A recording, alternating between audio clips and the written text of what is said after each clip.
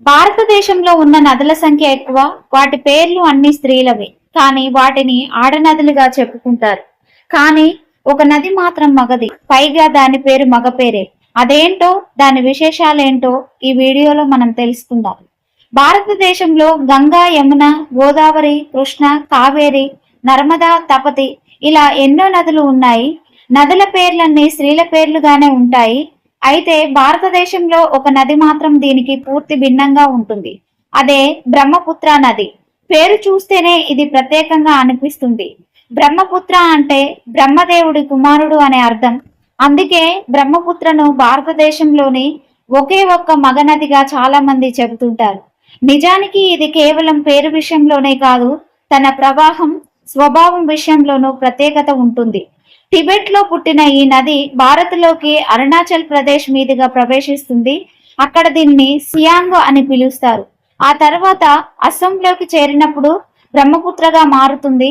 చివరికి బంగ్లాదేశ్ లో వెళ్లి గంగా నదితో కలిసి సముద్రంలో కలుస్తుంది. బ్రహ్మపుత్ర నదికి సంబంధించిన కథలు భారతీయ పురాణాల్లో కూడా కనిపిస్తాయి.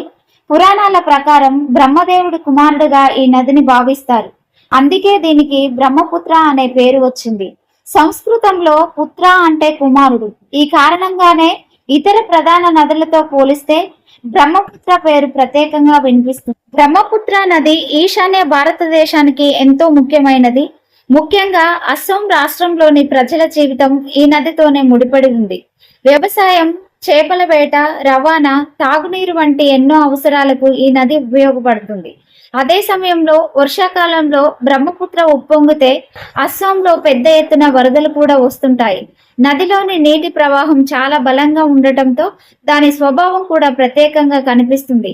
మరో ఆసక్తికరమైన విషయం ఏమిటంటే, బ్రహ్మపుత్ర నదిని భారత్లో మాత్రమే కాకుండా టిబెట్, చైనా, బంగ్లాదేశ్ లో కూడా వేర్వేరు పేర్లతో పిలుస్తారు.